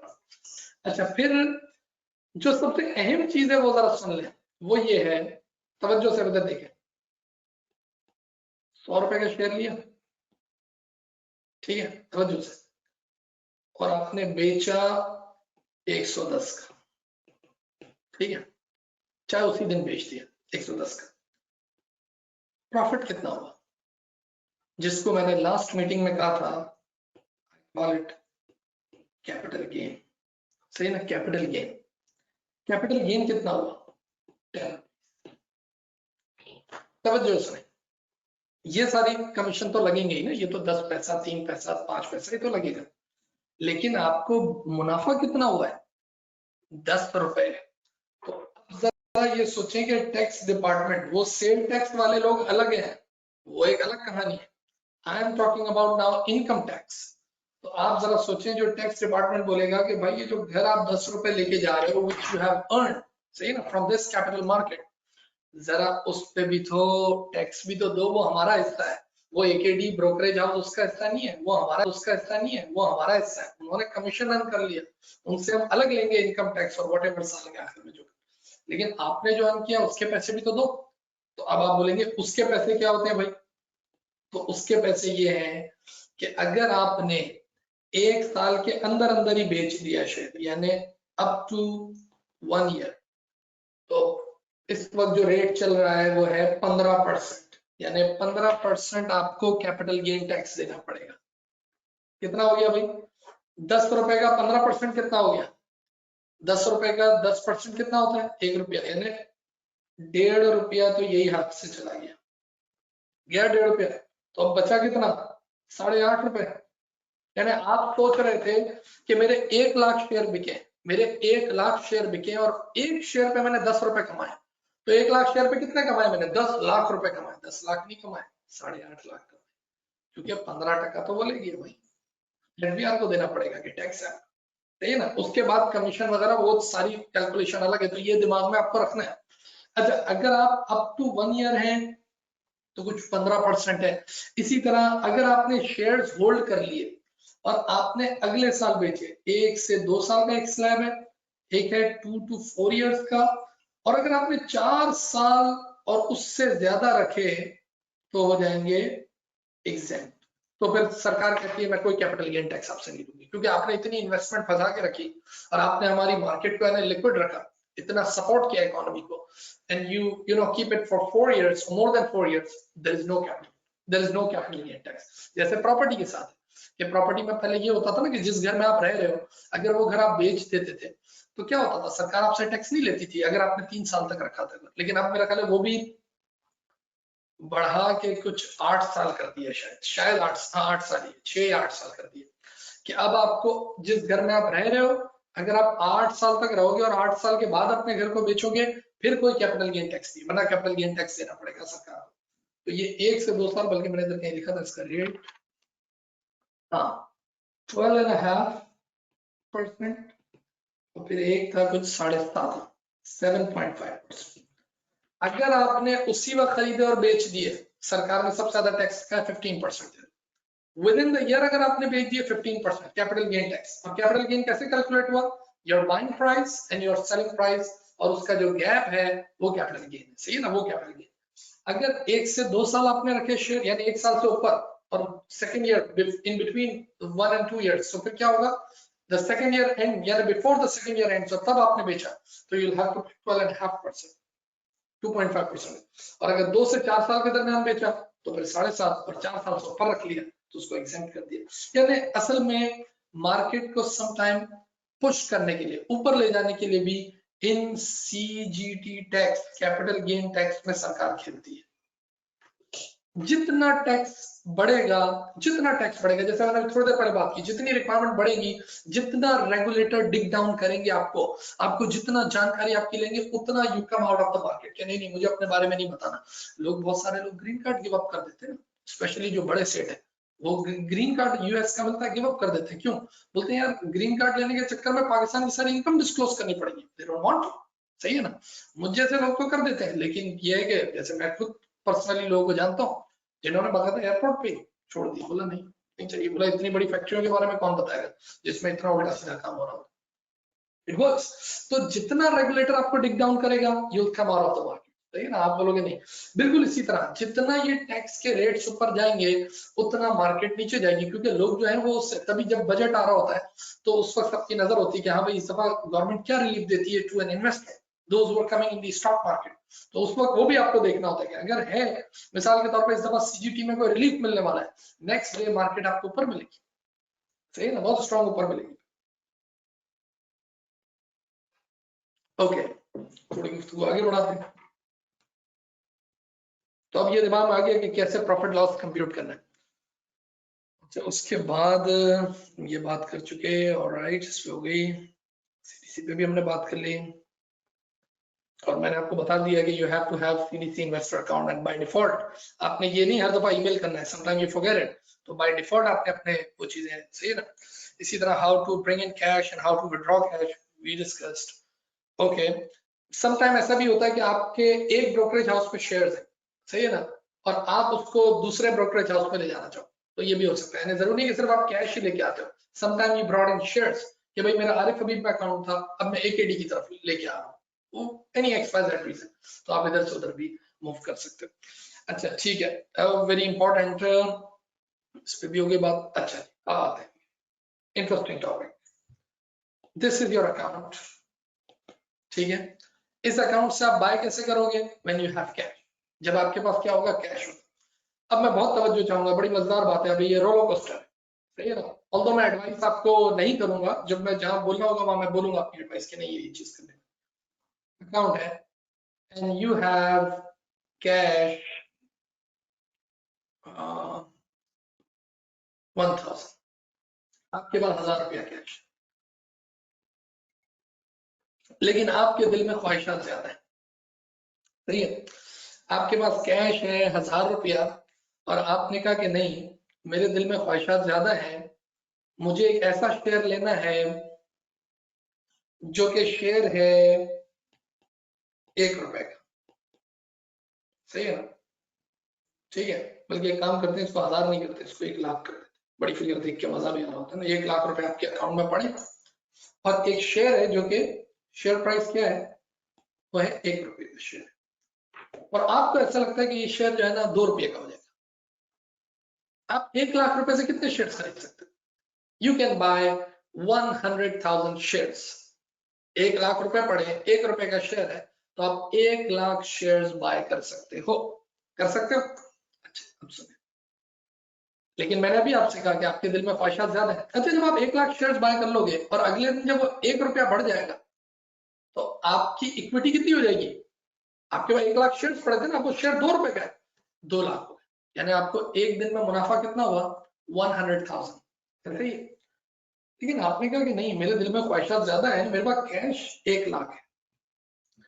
आपने अपने ब्रोकर से बात की, आपने कहा मुझे उधार चाहिए, मुझे क्रेडिट चाहिए, हाँ, इस पैसों के एवज मुझे क्रेडिट चाहिए। उसने कहा ठीक, क्रेडिट ले लो। कितना क्रेडिट दे दिया उसने आपको? 5 टाइम्स दे दिया। 5 टाइम्स का मतलब ये है कि कैश कितना है आपके पास? लाख रुपए कैश है। कैश कितना है? लाख रुपए है, लेकिन आप शेयर्स पता कितना खरीद सकते हो? 5 लाख। ये रोलर कोस्टर, 5 लाख के शेयर्स ले सकते हो। पहले मेरी बात जरा गौर से सुने। यू एक्चुअली हैव 100,000, लाख रुपया आपका है, बाकी 4 लाख जो है वो लोन अमाउंट है, वो आपका नहीं है, सही है ना? लेकिन आपने कहा नहीं, कल ही तो वापस कर देना, ठीक है, और तो उस पर इंटरेस्ट भी लगता है सब कुछ। अब जब 5 लाख रुपए आपके पास है और आपने शेयर खरीदा, कितने शेयर खरीद सकते हो? अब आप खरीद सकते हो शेयर 500,000 शेयर आप बाय कर सकते हो, ठीक है। कल वो शेयर जब 1 से 2 रुपए का होगा, आप बताइए आपको मुनाफा अब कितना होगा? अब आपको मुनाफा ये होगा कि ये जो 5 लाख शेयर है, ये जो 5 लाख शेयर है मल्टीप्लाई बाय 2, 2 रुपए का हो गया ना, तो ये हो गया आपके पास 1 मिलियन, 10 लाख रुपए आ गए। 10 लाख में से जो 4 लाख रुपए थे वो तो किसी और के थे, वो 4 लाख रुपए आपने रिटर्न कर दिए, तो आपके पास अब बचे कितने? लाख लेके घुसे थे, अब आपके पास बचे हैं 6 लाख रुपए, यानी लाख रुपए लेके एंटर हुए थे, which is your own cash. 4 lakh रुपए आपने उससे लिए, 5 लाख जमा हुए, आपने उससे शेयर खरीदे, शेयर हो गए डबल, तो मुनाफा कितना ज्यादा हो गया? यानी अब जो आप एक्सपोजर ले रहे हो वो 5 लाख पे ले लिया आपने, लाख रुपए की औकात थी, 5 लाख का एक्सपोजर लेके बैठ गए, और वो इक्विटी एकदम डबल हो गई। कितना बड़ा मुनाफा हो गया? ऐसा हुआ नहीं हुआ? पहले इस बात को थोड़ा सा समझे, इसको जो बच्चे बिल्कुल नए वो जरा इसको कॉन्सेप्ट को समझे कि आपने एकदम जैसे ना वो गाड़ी में वो बूस्टर बूस्टर क्या लगा देते हैं, नाइट्रो वाइट्रो, यानी गाड़ी के इंजन को आपने एकदम एक्सेलरेट कर दिया, कि वही कह रहा हूँ, लाख रुपए की औकात थी, 5 लाख का एक्सपोजर लेके बैठ गए। हाँ, लाख रुपए की औकात थी और 5 लाख का आप एक्सपोजर लेके बैठ गए। अब जो 5 लाख पे मुनाफा हुआ वो भी तो आपका हुआ, 4 लाख का उधार आपने रिटर्न किया, 6 लाख आपके पास आ गए, ठीक है ना? क्योंकि आपने जो मुनाफा कमाया वो उस पूरे अमाउंट पे कमा लिया, ठीक है।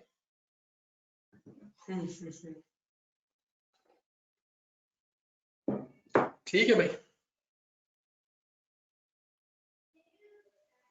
ये इसमें अब आप बोलेंगे कि सर क्या मुझे ये मिल जाएगा क्रेडिट? पहली बात, इस चीज को मैं एडवाइस नहीं करता, क्योंकि मैंने ये काम कभी नहीं, सही ना, इस चीज को मैं एडवाइस नहीं करूंगा। क्यों? मेरी बात जरा तवज्जो से सुने। आपने 5 लाख का एक्सपोजर ले लिया, आपके पास घर में भी अब कोई पैसे नहीं, आपके पास लाख रुपए थे भाई, यू गॉट इट फ्रॉम जहेज, कोई विरासत से कहां से आए थे, आप लाख रुपए लेके आए थे, आपके पास बैकिंग कुछ भी नहीं है, no property, nothing, no liquid funds, आपने 5 लाख का एक्सपोजर ले लिया है, शेयर्स ले लिए 5 लाख के, पता चला वो शेयर गिर के हो गया 50 पैसे। तो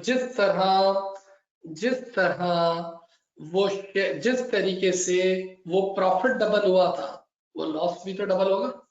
क्या ख्याल है? मैंने कहा ना, एक्सपोजर आपने 5 लाख का ले लिया, तो मैं तो इस चीज को एडवाइस बिल्कुल आपको नहीं करूंगा, क्योंकि जब मार्केट अप डाउन होगी, अप हो रही होती है तो बहुत मजा आ रहा होता है, लेकिन अगर डाउन हो रही होती है, फिर वो जो आप सुनते हैं ना, वो कोई सुसाइड हुई या कोई हार्ट अटैक हुआ या कोई स्ट्रेस प्रॉब्लम आए या डोमेस्टिक इश्यूज आए, वो सब इन चीजों की वजह से आते हैं। अगर अपने लाख रुपए आपके अपने थे, आपने उसी से बाय किया, अगर शेयर प्राइस गिर भी गई, यू कैन होल्ड। कुछ शेयर्स हम लोग 5-5 साल भी होल्ड करके रखते हैं, मेरे पास अभी कुछ शेयर पड़ेंगे जो 5 साल तक होल्ड किए, क्यों? क्योंकि प्राइस गिरी भी, मैंने नहीं बेचने कोई, no interest, no call, nothing, मुझे किसी का कोई प्रेशर नहीं, मेरे अपने पैसे थे, हाँ मेरी डेट इन्वेस्टमेंट थी, मैंने रखी हुई, मेरी मर्जी में इसको बेचू ना बेचू। लेकिन जब आपने किसी और का माल लिया हुआ है तो फिर था तो मसला होगा। तो अब इस चीज को जरा देखें। अब आजकल जैसे ये पहले ये हुआ करता था, लिखा एक टाइम पे होता था ये 5 टाइम होता था, फिर इसको गिरा के उन्होंने, हाँ जैसे ये मैंने क्या लिखा है, ये मैंने लिखा है ना 5 टाइम्स। फिर असल में मार्केट में ये टर्बुलेंस और ये अनसर्टेनिटी आई। अब आप जितने लोग कोर्स ले रहे हो, आप जितने लोग कोर्स ले रहे हो, पता चला आप सबने भी जाके मार्केट उधार लेना शुरू कर दिया आपने अपने ब्रोकर को। इसके अंदर एक बहुत बड़ा पॉइंट रिलेशनशिप का भी होता है कि आपके ब्रोकर के साथ रिश्ता कैसा है, आपकी हिस्ट्री कैसी है, आपका एक्सपीरियंस कैसा है उसके साथ, ये बड़ा मैटर करता है। तो एक टाइम था ये 5 टाइम्स चलता था जो मैंने एग्जांपल दी। फिर एक टाइम आया कि भाई वो जाहिर है मार्केट में इतना टर्बुलेंस आया क्योंकि लोग जब बाय करते हैं तो फिर डिफॉल्ट भी कर जाते हैं, क्योंकि लोग तो पागल हो जाते हैं, इसमें खेल रहे होते हैं, इधर का पैसा लिया उधर का पैसा लिया, और sometime they get loan from the broker, और ये किधर क्रेडिट लाइन पहुंच गई और बाद में लॉस हुए, कोई देने वाला ही नहीं, पीछे बैकिंग कोई नहीं। तो फिर इसको गिरा के इन्होंने कर दिया था कुछ 3 टाइम्स या 3.3% कुछ इस तरह कि भाई अब आप लाख से 3 लाख तक या 4 लाख तक जा सकते हो। लेकिन इस चीज की वजह से फिर वही जो मैंने अभी कहा था कि जब कैपिटल गेन टैक्स वगैरह वो ऊपर नीचे होते हैं, या फिर जब आपको रेगुलेटर बहुत डिग डाउन कर रहा होता है तो मार्केट नीचे जा रही होती है, तो फिर वंस अगेन के यार अब क्या करें, तो जी इसको उठाने के लिए क्या करें, तो वो कुछ फिर 10 टाइम्स कर दिया उसको कि ठीक है भाई आप 10 टाइम्स, यानी अगर 100 रुपया है आपके पास तो आप 1000 का एक्सपोजर तो ले सकते हो, लेकिन एक रिक्वायरमेंट भी रख दी। रिक्वायरमेंट ये रख दी कि आपके उस अकाउंट में 50% कैश होना चाहिए, 50% योर शेयर्स वो चल जाएगा, यानी एटलीस्ट 50% कैश मौजूद हो। बात को समझे, अभी थोड़ी देर पहले मैंने आपको क्या बताया था कि एक जो आपका अकाउंट है उसमें 2 चीजें होती है, या तो आप जो कैश लाए होते हैं वो होता है, और ये जो आपने शेयर्स बाय कर लिए, ठीक है ना, लेट्स से 50 थोड़ा कैश पड़ा है थोड़ा शेयर, या आपके पास 0 कैश पड़ा है और सारे शेयर्स पड़े, ऐसा भी होता है, आपकी मर्जी, इट्स योर्स। लेकिन अगर आपको इस तरह उधार पे खेलना है तो उन्होंने कहा नहीं, स्थिति में ऐसे नहीं होगा। उसके लिए कंडीशन ये रख दी कि 50% कैश रखो और 50% आपके पास शेयर्स मौजूद, सही है ना, शेयर्स यानी सिक्योरिटीज मौजूद हो, ये कैश मौजूद हो। अच्छा अब जरा तवज्जो सुने इस बात को, एक छोटी सी लेमन एग्जांपल बनाते हैं, एक लेमन एग्जांपल बनाते हैं इस तरह। आपके पास है 1000 रुपए कैश, सही है ना, भूल जाए स्टॉक एक्सचेंज को, सारी चीजों, just between you and me, ठीक है ना, 1000 रुपए आपके पास कैश। आप मुझे कहते हो कि सर आप एक ऐसी एक्टिविटी में उतरे हैं, एक ऐसे प्रोजेक्ट में उतरे हैं, या आप मुझे मोटिवेट कर रहे हो कि आप एक ऐसे प्रोजेक्ट में उतरे हैं जिसमें हमें बहुत जबरदस्त प्रॉफिट होगा, लॉस भी हो सकता है, ठीक है। मैंने कहा ठीक है, मैंने कहा मैं इस एक्टिविटी ए में इन्वेस्ट करने को तैयार हूं तुम्हारे लिए, ठीक। उसमें लेट्स से मैंने इन्वेस्ट किया 5000, ठीक है, 5000 रुपए मैंने इन्वेस्ट किया आपके कहने, आपके लिए इससे फायदा होगा आपको। लेकिन मैंने आपको बोला कि यार कुछ गारंटी के लिए भी तो दो, तो आपने गारंटी के लिए मुझे 1000 रुपए दे दिया कि ये गारंटी रख लो, 5000 के प्रोजेक्ट पे काम करो, 1000 मेरी गारंटी रख लो, जरा तवज्जो से। अच्छा एक कंडीशन ये होगी, एक कंडीशन मैं इस प्रोजेक्ट की बता दूं, anytime if I want to come out of that project I can come out and my cash, my project, my investment would be liquidated right away, मुझे कैश मिल जाएगा एक बटन पे। फिर सुने, आपके पास 1000 रुपए, आप मुझे कह रहे हैं कि मैं एक ऐसे प्रोजेक्ट में इन्वेस्ट करूं, अपना पैसा लगाऊं 5000, सही है ना, जिसका मुनाफा मुझे भी कुछ होगा और आपको भी होगा, यानी मैं आपके लिए 5000 रुपए लगाने को तैयार। लेकिन मुझे एक बेनिफिट है उस प्रोजेक्ट से, मैं किसी भी टाइम बटन दबाऊंगा तो पैसे मेरे वापस आ जाएंगे जितने भी होंगे उस वक्त। अब हुआ क्या, हुआ ये कि वो प्रोजेक्ट जो है ना वो 5000 से हो गया 5100, उसकी वैल्यू हो गई 5000। हम लोग बड़े खुश हुए, जबरदस्त, अपना प्रोजेक्ट 5100 हो गया, यानी 100 रुपए का मुनाफा नजर आ रहा है। प्रोजेक्ट और बड़ा 5200 का हो गया, प्रोजेक्ट बढ़ के 6000 का हो गया, बड़ा मजा आ रहा है, ओ हो मार्केट ऊपर है, जबरदस्त, मैं भी खुश हूँ, वो भी खुश। पैसे मेरे लगे हुए थे, आपके सिर्फ 1000 रुपए मेरी जेब में पड़े। इत्तेफाक से मार्केट डाउन होना शुरू हुई, मार्केट डाउन हो गया 5000 पे आ गया। हमने एक दूसरे को देखा, या फिर भी ठीक है, जितने लगाए थे उतने पे ही है। मार्केट गिर के 4900 पे आ गई, 4900 पे आ गई, इसका मतलब लॉस शुरू हो गया। अब ये 100 रुपए का लॉस है जो हमें आपस में वी नीड टू बियर, ठीक है। मार्केट गिर, मैंने उससे पूछा क्या करें, बटन दबाऊं पैसे निकाल लूं 4900, कुछ तो मिल जाएंगे 4900 तो। उसने कहा नहीं नहीं अभी चल रहे। मार्केट दूसरे दिन गिर के 47, तो व्हाट्स द प्लान, उसने कहा नहीं नहीं अभी भी चल रहे। मार्केट गिर के 4600 हो गई, 4200 हो गई।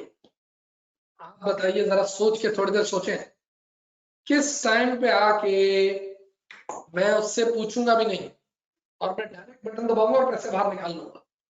वो टाइम पता क्या होगा, वो बिल्कुल बॉर्डर लाइन होगी 4000, क्योंकि 4000 वो रुपए हैं कि जो एटलीस्ट मैं 4000 लूंगा और आपके वो 1000 में इसमें मिलाऊंगा और पूरे 5000 मिले। 1000 रुपए गारंटी के थे ना, उस गारंटी अमाउंट से मैं नीचे कैसे जा सकता, नॉट फूल। अब बात समझे, बिल्कुल यही हाल, यही सिचुएशन। देखिए फिर समझे इस बात को, मैं 1000 रुपए जो आपने गारंटी रखी है, मैं लॉस बर्दाश्त करना शुरू करूंगा 1000 तक थोड़ी जाऊंगा।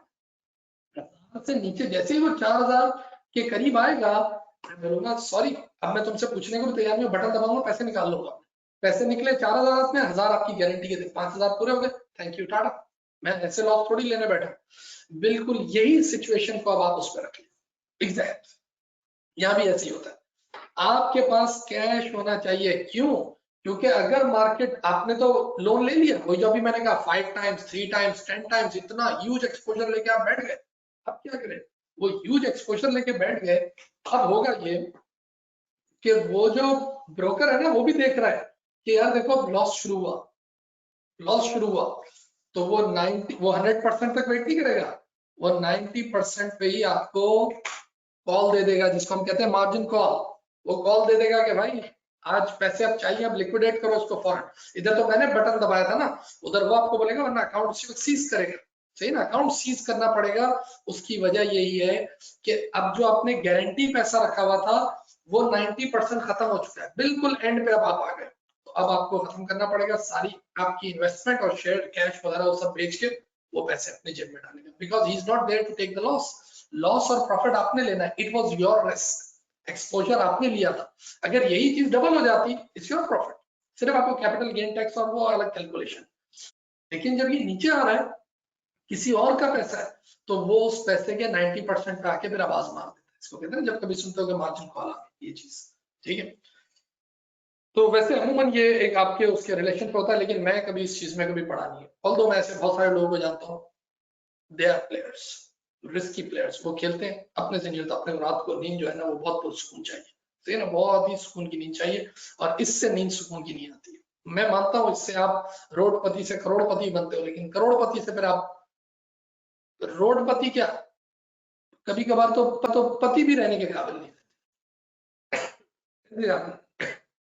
ओके, तो ऐसी थी की रिक्वायरमेंट, अब इस पे ये कर दिया इन्होंने, अच्छा है ये कर दिया। लेकिन इसके पीछे भी वन सेकेंड ऑब्जेक्टिव क्या है, बूस्ट द मार्केट, मार्केट को बूस्ट करना, ये असल इसका ऑब्जेक्ट कि भाई लोग आए, पैसा लगाएं और रोते हुए जाए।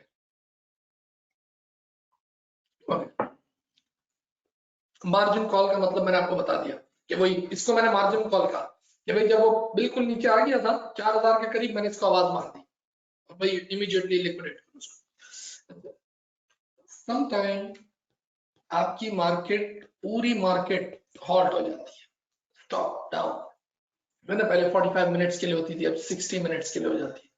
वो कब होती है, जब आपका पूरा जो इंडेक्स है, यानी इससे आपको घबराना नहीं है, अभी बीच में हुई थी, अभी कुछ टाइम पहले भी हुई थी, ऐसा नहीं कि आप सोचें अरे the whole stock market is down, एकदम ही बंद हो गई पूरी स्टॉक मार्केट, नहीं। जब आपका ये इंडेक्स जो KSE 100 इंडेक्स जो है वो 4% वो नीचे आ जाए, मिसाल के तौर पे अगर 10,000 पे इंडेक्स खड़ा है और वो 4% डाउन हो, तो मार्केट जो है वो हॉल्ट हो जाती है 60 मिनट्स के लिए। अगर आखिर टाइम 60 मिनट्स के लिए, ऑल्दो अगर आखिरी टाइम में है और इतना टाइम ही नहीं है तो फिर नहीं, वरना अदरवाइज ये 60 मिनट के लिए मार्केट हॉल्ट हो जाती है। समटाइम इस वजह से भी बीच में हॉल्ट हो रही थी मार्केट कि भाई लोगों से पैसा निकलवाओ, फंड ही नहीं है, क्या करें, तो उसको भी हॉल्ट करके मार्जिन कॉल देके पैसे निकलवाते हैं। ओके,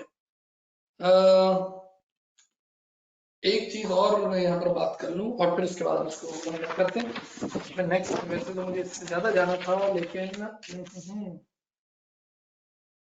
ऑलराइट नहीं, ये वाली जो है ना, ये गुफ्तगू हम नेक्स्ट टाइम भी कर सकते हैं, लेकिन मैं लॉक पे बात कर लेता हूँ थोड़ी सी। जैसे मैंने मार्केट हॉल्ट पे बात की, सीडीसी इन्वेस्टर अकाउंट पे बात कर दिया, ईमेल और बाय डिफॉल्ट का मैंने आपको बता दिया। ये बड़ा अच्छा इंटरेस्टिंग एरिया है, वो हम फिर नेक्स्ट टाइम देखेंगे। लेकिन ये जैसे मैंने हॉल्ट वाली बात की, बिल्कुल ऐसे ही एक चीज है हमारे पास, लॉक सिस्टम, ठीक है ना। लॉक सिस्टम ये जिसको हम कहते हैं सर्किट ब्रेकर।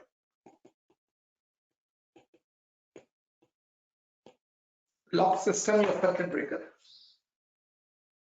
मिसाल के तौर पे शेयर्स है, जो शेयर प्राइस है वो 100 रुपए, ऐसी भी गुड न्यूज आ जाए। अच्छा, मैं पाकिस्तान की मार्केट की बात कर रहा हूँ, सही है ना, क्योंकि यहाँ पर इस मार्केट में लॉक सिस्टम, सही है ना। ये ऊपर जितना जाना चाहे जाए, जितना नीचे जाना चाहे, हम सारी डिटेल बात नेक्स्ट मीटिंग में करेंगे, लेकिन अभी सुन ले, थोड़ा सुन ले बात हुई। पाकिस्तान की मार्केट में लॉक सिस्टम है। लॉक सिस्टम से मुराद ये है कि let's say the share price today, the share price is 100 rupees. Okay, आज कितनी भी गुड न्यूज आ जाए, कितनी, यानी गुड न्यूज इतनी आ जाए कि जो डॉलर का रेट अगर 100, 150, 175, 200 का है, वो गिर के 50 रुपए पे आ जाए, 25 रुपए पे आ जाए, या ऐसा हो जाए कि 1 रुपया दोगे तो $100 मिलेंगे, कैसी भी गुड न्यूज आ जाए, तेल के कुएं निकल है, वो जो शेयर है वो 100 रुपए से ऊपर जाके कितना ऊपर जा सकता है, सिर्फ 5%। 5% का मतलब क्या हुआ, 105। 105 पे आके वो रुक जाएगा। अब आप बोलेंगे ये कैसे हो गया, क्या हो गया, मुझे खरीदना है, 106 चला जाए, 107 नहीं, नहीं जाएगा, वो 5 पे आके रुक जाएगा, यानी 5% पे उसको लग गया सर्किट ब्रेकर। अब तो वैसे सर्किट ब्रेकर चेंज हो गया, बल्कि ये बता दो, सर्किट ब्रेकर अब हो गया 7.5%। ये आहिस्ता आहिस्ता इन्होंने ब्रेकर को बढ़ाया कि 5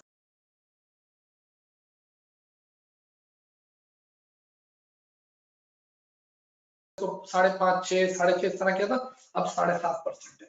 तो जैसे मैंने 5% यूं कहा वैसे, लेकिन अभी आजकल 7.5 चल रहा है, इससे भी हो सकता है आगे जाए, यानी 100 का शेयर बढ़ के 107.5 का हो गया, उससे ऊपर नहीं जाएगा आज। अब दूसरे दिन का वेट करना पड़ेगा। दूसरा दिन जब खुलेगा तो क्या होगा, शेयर कितने में खुलेगा, ये देखिए 100 का शेयर था, लेट्स से 5% ही रखो ना इसको, 5% को इजी कैलकुलेशन, पहले दिन ये बढ़ के कितना हो गया, 105 का हो गया। What ever the good news is, कुछ भी कर ले 105 का ही होगा। 105 पे आके बायर खड़े होंगे, सेलर खड़े हो, कुछ भी हो, वॉट एवर, ये 105 से ऊपर नहीं जाएगा। जब दूसरा दिन शुरू होगा, उस दिन भी जाहिर, उस दिन भी सब भाग रहे होंगे उस शेयर के पीछे, व्हाट्स द मैजिक, तो वो शेयर जो है वो आज भी सिर्फ 5% बढ़ेगा।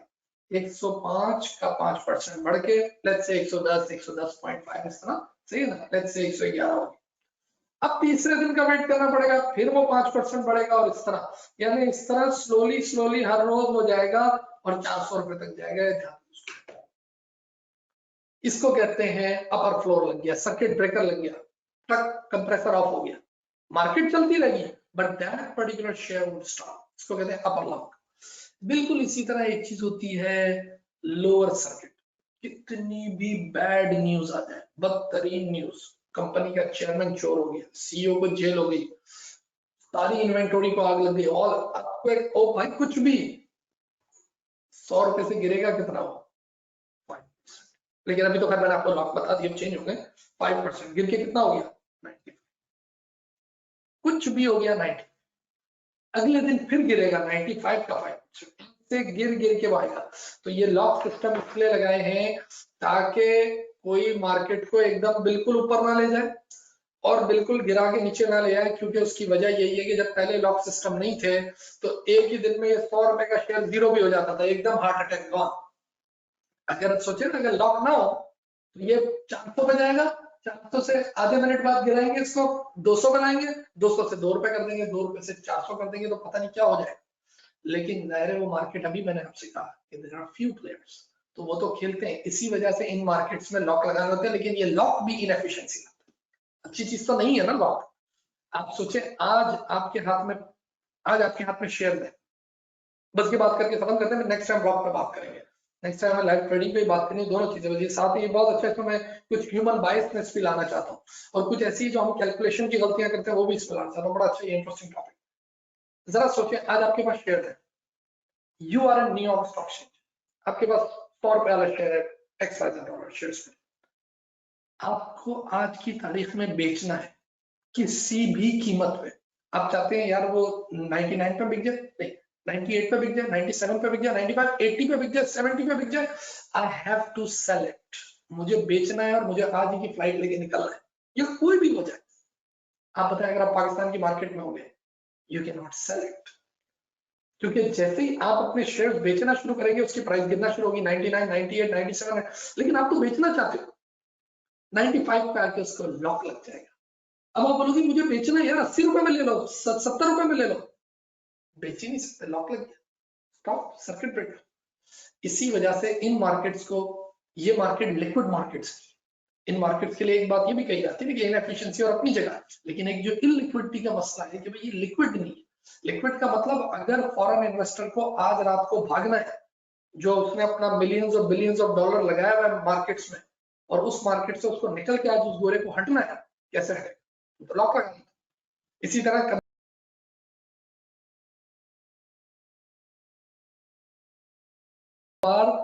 फॉरेन इन्वेस्टर जो होता है वो कहता है बाय करो मार्केट में, उसके बाद न्यूज होती है बाय करना है, इस मार्केट में एंटर होना है। अब वो एंटर हुए, 100 रुपए के शेयर पे एंटर हुए, वो अपने ब्रोकर को बोलते हैं बाय करो जितने भी है, 100 रुपए बाय किया, 101 है, जब डिमांड बढ़ी ऑब्वियसली 101 हुआ, 102 हुआ, 103, वो कह रहा है बाय करो, मेरे पास पैसा है, बोलो फ्लो करो, बाय करो। हाँ बोलेगा बाय नहीं कर सकता, 105 पे आके ताला लग गया, अरे मेरे पास पैसे पड़े, बाय करना है। बोला सर आज बाय नहीं होगा, अब नेक्स्ट डे बाय नहीं होगा, अब नेक्स्ट डे बाय, फिर एक दिन। तो that's why these markets are not liquid market. लेकिन ज़ाहिर इसके फायदे भी नुकसान भी। हम ब्लॉक सिस्टम पे बात भी करेंगे, थोड़ी सी मैं ह्यूमन बायसनेस पे बात करूंगा, हम क्या करते हैं। ऑलराइट, तो आज हमने opening an account, what's the calculation, what is CG, capital gain and capital gain tax, कब ये एग्जाम पे हो जाता है, क्या चीजें, और very important is your CDC investor account, जिसमें आपके शेयर होना बहुत जरूरी है। It means it's just in your pocket. लेकिन अब एससीसीपी मजबूत हो गया है because of the regulators, because of FATF. Dig down तो आपको करता रहो, लेकिन उसके साथ साथ जो आपके शेयर्स हैं अब उसके बाद में महफूज होते हैं, but still you need to have a CDC investor account, ये बहुत जरूरी है, ठीक है ना। देखो सारी बातों की एक बात, वंस अकाउंट इज ओपन, देखो याद रखो बैंक अकाउंट में भी ऐसे ही होता है, एक दफा वो जो पुराने बैंक अकाउंट खुल गए, सबसे ज्यादा फ्रॉड किस जगह होता है, ओपनिंग के टाइम। एक दफा ओपनिंग वाले बैरियर से आप एक दफा गुजर गए, फिर तो गुजर गए ना, फिर थोड़ी आपसे कोई ऐसा पूछा जाता है।